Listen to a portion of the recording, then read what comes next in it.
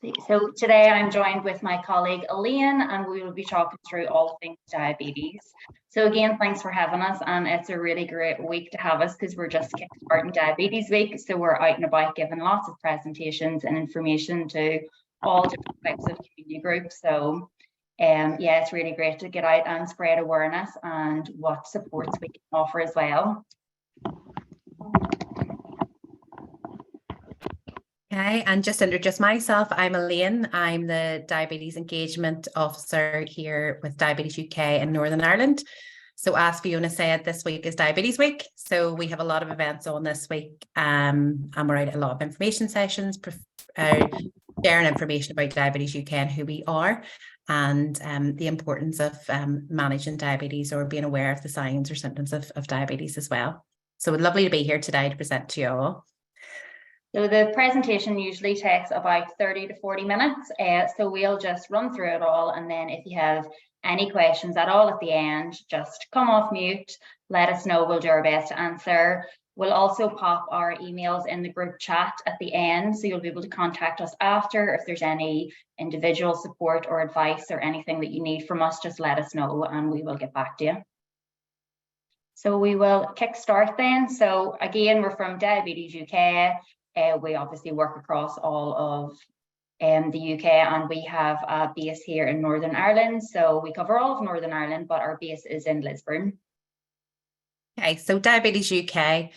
Today what we're going to be talking about is who are Diabetes UK, what is diabetes, and the impact of diabetes both nationally and locally. So who are Diabetes UK? I'm not sure if any of you have heard about us before, but we are the leading diabetes charity and we are leading the fight against the UK's biggest and growing health crisis. So as we say, this week is Diabetes Week, and it's really important that we're getting out there and sharing the message of the importance of managing and looking after yourself while living with diabetes. So we are here also to try and prevent type 2 diabetes. And we do that by campaigning and funding research, which we'll go into in a bit later. But we're trying to campaign for support for everyone affected by diabetes. So as it says here, 1 in 15 of us is now living with diabetes. So together we have the opportunity to change this for the next generation, but we do need to act and we need to act quickly. So it's really important that we are out sharing that information, that diabetes is serious. So diabetes is relentless, but so are we, and so are people that are living with diabetes. So our vision at Diabetes UK is to create a world where diabetes can no longer do any harm, and one with more people who are affected by diabetes have no choice but to fight harder than ever before. So that's a big part of our campaign is leading that fight and being the voice for those people living with diabetes, to try and campaign that they do have the choice for better treatment and better care to help them manage or live well with diabetes. So there is hope like never before. And there's more research and there's more funding for research and lots happening within Diabetes UK. But the change that we want to see, and we want to see this change hopefully in the coming years, is that more people with type 1 and type 2 and all other forms of diabetes will benefit from new treatments that will cure or prevent the condition. So that's why it's really important that there is the funding that's happening for the research into the conditions, so that we can, have new treatments and find out how diabetes happens, what's behind it.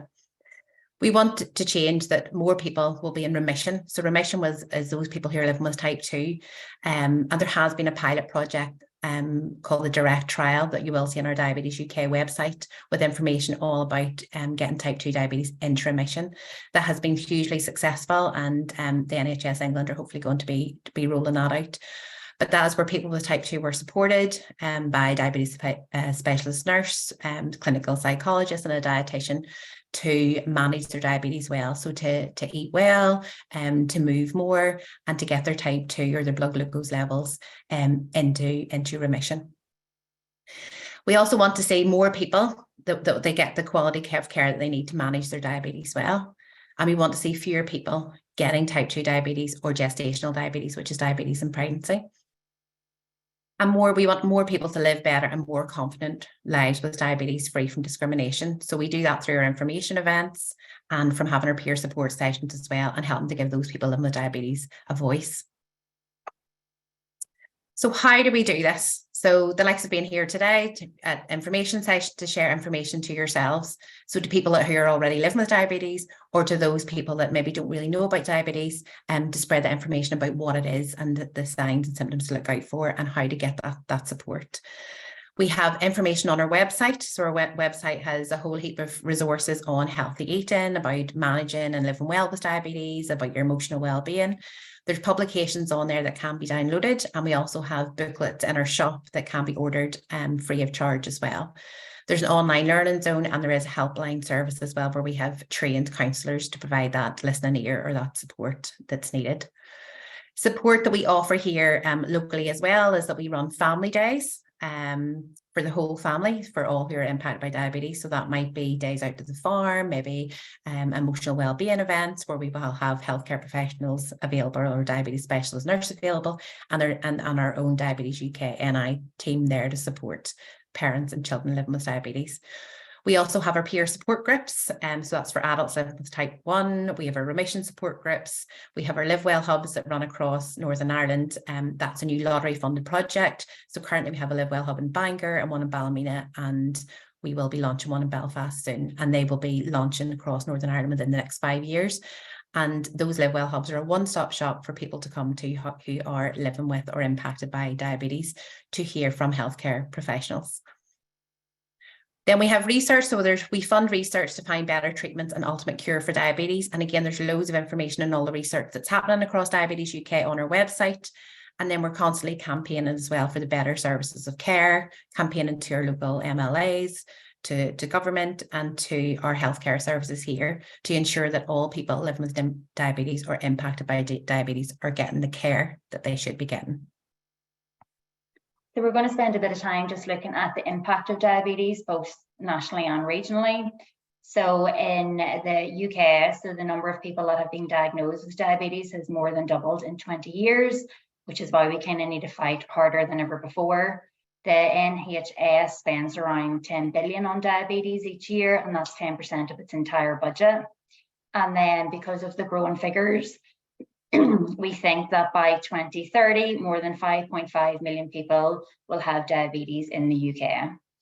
So if we look at it on a local level then, so the impact of diabetes here in Northern Ireland, this figure is just outdated as of today. I think they're releasing new figures for Diabetes Week. It was 108,000 people across Northern Ireland were currently living with it, but that has actually increased again. So the new figures that are being released is it's just under 112,000 people. So those figures are really stark. If you look at what it was in 2004, it was 51,000. So they're increasing year on year. These are drawn from GP figures, and this doesn't actually even include anyone that's under the age of 17. So it doesn't include any children's figures. So again, that number is actually growing, and it is bigger.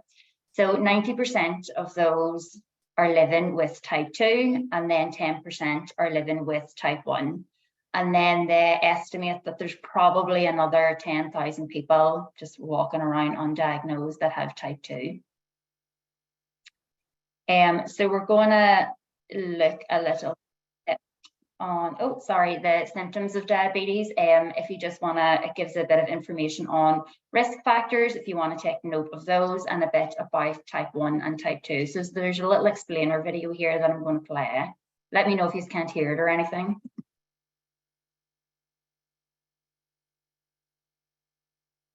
Oh, no, Fiona, we can't hear it. Okay, you're not. Oh no, technology is great when it works. You might need to stop sharing and then hit the, the share sound button. Let me see.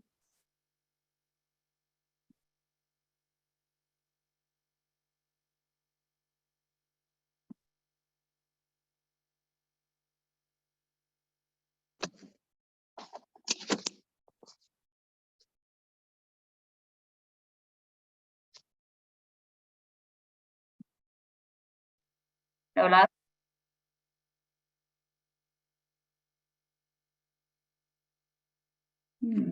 No, still can't hear it. No. Hold on, I see. There's share sign there. That should be it now. Let me just put it back to the start. BioGP. Yeah. Diabetes is a condition where your blood glucose level, also known as blood sugar level, is too high. There are two main types of diabetes, type 1 and type 2. There are also some rarer types, but they're all serious and can be diagnosed by your GP. The signs and symptoms you need to look out for are weeing often, because your body will be trying to lower your blood sugar levels by flushing out the extra sugar in your blood. This can lead to other symptoms, including feeling really thirsty or genital itching and thrush. This can happen if your wee contains a lot of sugar from your blood, because it can create an environment for fungal infections. You may also feel tired because the sugar in your blood can't get into your cells to turn into energy. This could lead to your body trying to break down its fat stores instead, so you might find that you are losing weight without really trying to. Wounds might also take longer to heal, because high blood sugar levels can limit nutrients and oxygen from getting to your wound. And your eyesight might be blurry, as blood sugar can build up, making it harder to see. With type 1 diabetes, the symptoms can be more obvious and develop much quicker, over a few days or weeks. With type 2 diabetes, the symptoms can develop much slower, and some people may not have any symptoms. This is why some people can live with type 2 for years without realizing they have it. If you do notice any of the symptoms, contact your GP straight away. Getting diagnosed can be the first step to getting treatment and support, so that you can find ways to live well with diabetes as soon as possible.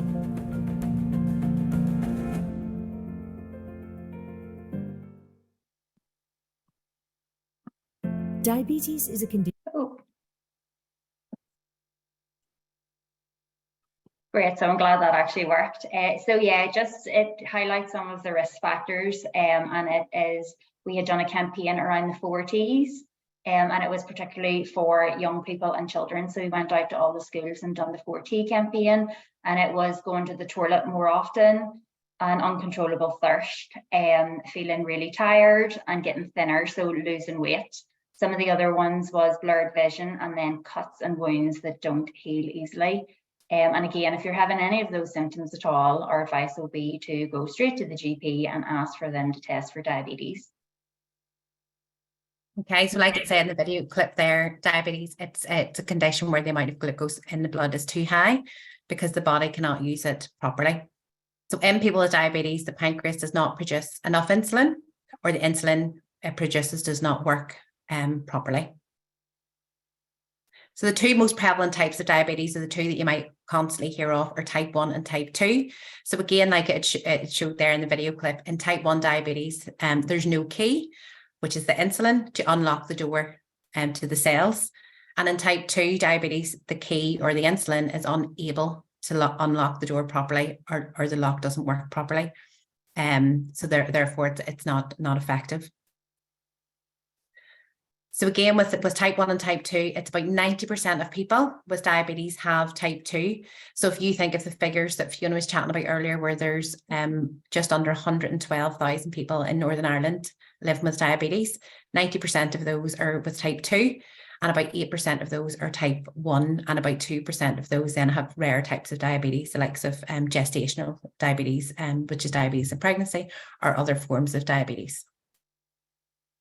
So some of the characteristics to look out for, and again, some of these were in that video clip that were shown. So there is a slight difference to type 2 or type 1 and type 2. But again, there's lots of research still happening because we don't really know why diabetes happens or what it is. So there's lots of research into this. But we do know that with type 1 diabetes, that genetics do play a small part. And in type 1 diabetes, no insulin is made. And it's more common in below 40. So it's usually in childhood that you would see people presenting with type 1 diabetes. It's a really quick onset, like it showed in the video clip there, where you'll see that somebody's maybe losing weight, really tired, feeling really, really thirsty, going to the toilet an awful lot. And those symptoms come on quite sudden and quite quickly. And it's really important, if you notice those at all, to get straight to the GP or to the hospital to get that treatment, because someone with type 1 can get very ill very, very quickly. The treatment of type 1 then is by insulin. And that can be administered by a pump, or it can be in injections. We also then would be advising or supporting people with their diet to make sure that they're eating a healthy diet and also having some physical activity. And the genetic links there, as it shows on the slide, is just some of where we're talking about genetics playing a small part. Some of those are the risk factors. If a mother or father has it, if both parents have it, you're at higher risk. If a sibling has it, you have a 10% risk, or if you have an identical twin that has it, then you have a higher risk of type 1. Whereas with type 2 diabetes, there can be lots of factors behind it. So age, family history, ethnicity plays a part, overweight or that large waistline, or having high blood pressure. And type 2 diabetes, like we said, is that key's not working properly or not unlocking it. So there's not enough insulin being produced, or the insulin is just not working properly, which is causing then those high blood glucose readings. It's more common in people above 40. However, there are people now presenting with type 2 diabetes who are under 40. It's earlier in people of Black or South Asian origin as well. And as I said in the video clip, it can be a really slow onset. So people can be living with diabetes for quite a long time before they might notice any symptoms or have any symptoms at all. But really important that if you do have any signs of, tiredness or wounds not healing, quickly, or you are up through the night going to the toilet an awful lot, get into the GP, because the sooner you get that support or get the test or get the diagnosis, then you can get the treatments, which will hopefully stop or prevent any complications later on. Again, we would be promoting a healthy lifestyle through diet and through physical activity. And again, it's not about running marathons or, climbing mountains. It is just about getting up and getting active in this good weather, going out into the garden, or just, getting up and having a, walk up and down the stairs, or just being a bit more active if you've noticed you've been sitting for a long period of time. It's also treated sometimes with medication, and in some cases as well, also insulin. People with diabetes in the family are 2 to 6 times more likely to have diabetes than people without diabetes in the family. So that's where that hereditary or that family history link would come in. Thanks.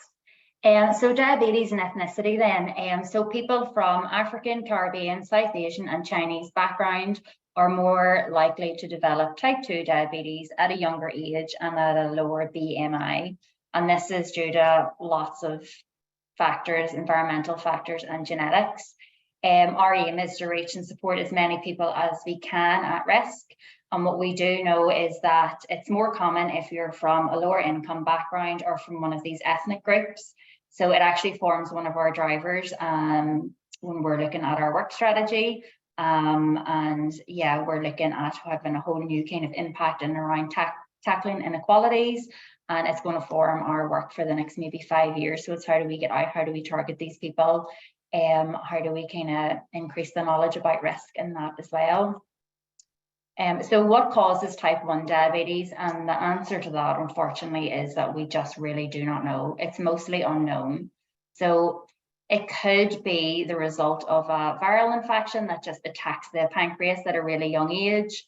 And what we do know, though, is that you're more at risk if it runs in your family.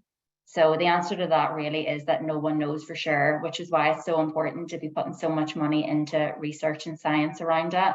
The sooner we kind of understand what causes it, the sooner we'll be able to look for a cure. And then really just to reiterate the risk factors, because I think if people understand their risk factors, they're able to put things in place to kind of minimize them. So like Elaine had said, anyone over the age of 40 is more at risk of developing type 2 diabetes. If there's a family history, and it's usually the closer to the relatives, the greater the risk.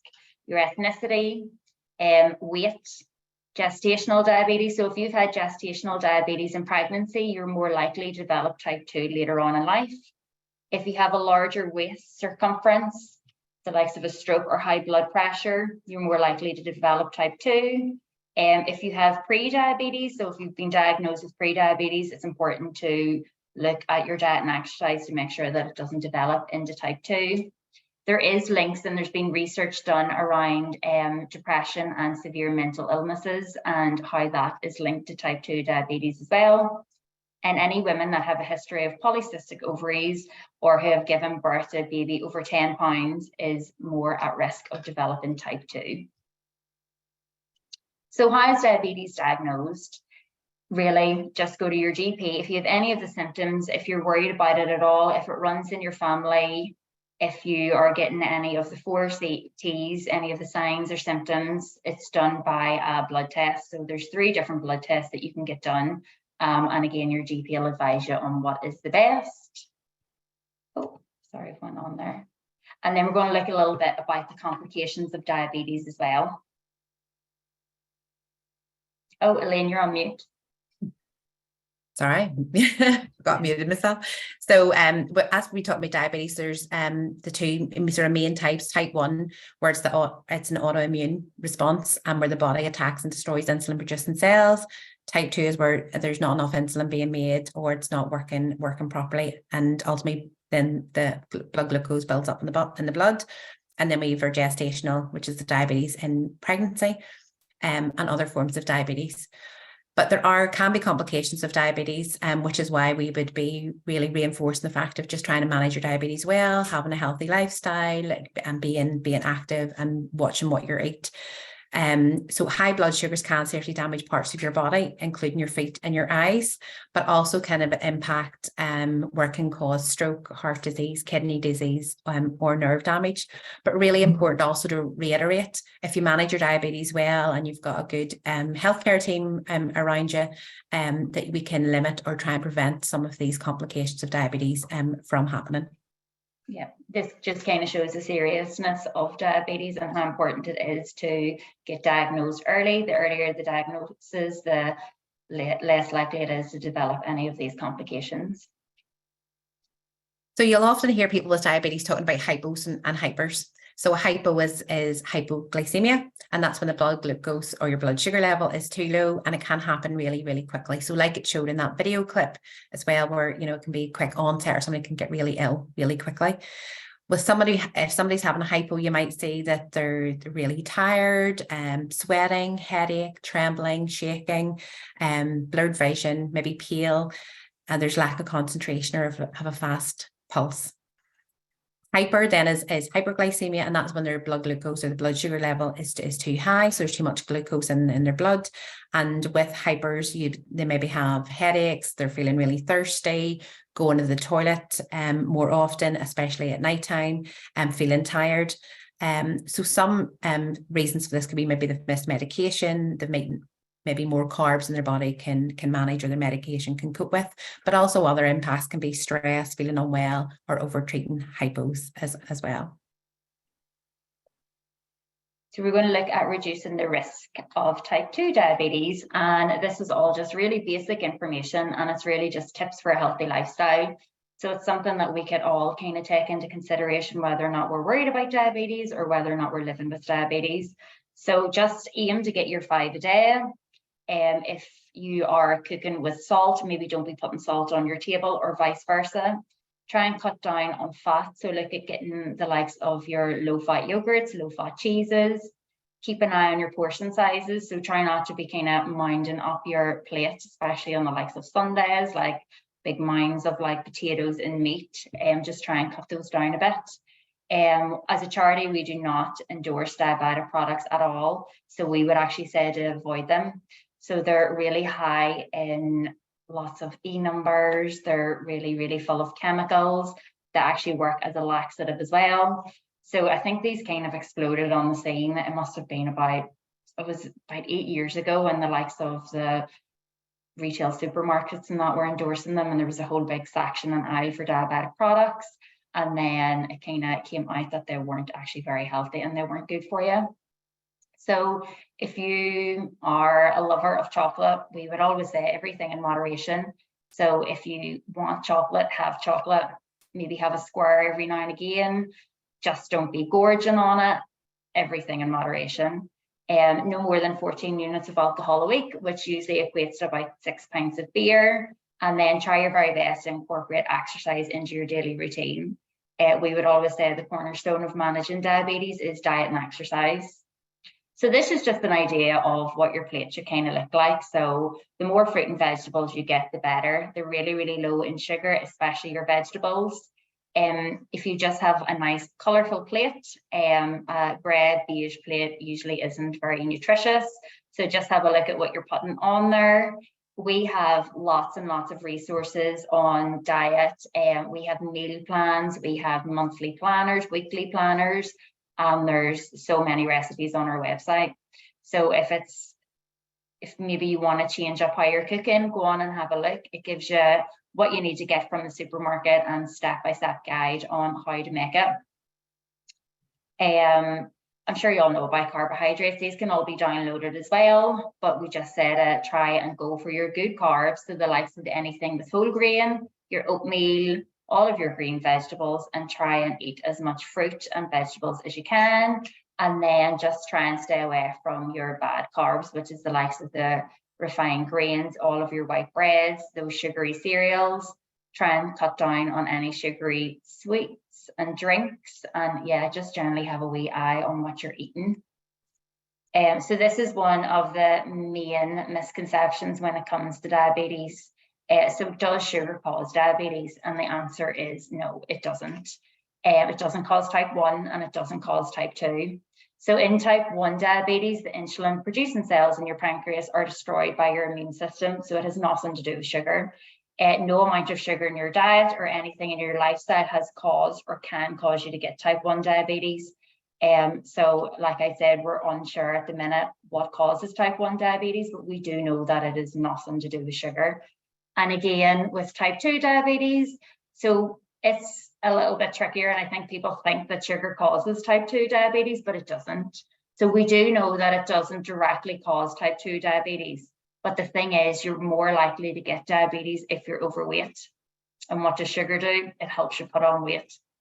So it's linked to it in that way. So one of the risk factors is putting on weight. So if you're eating lots of sugary foods and drinks that contain lots of calories, you're more likely to put on weight, which is one of the risk factors.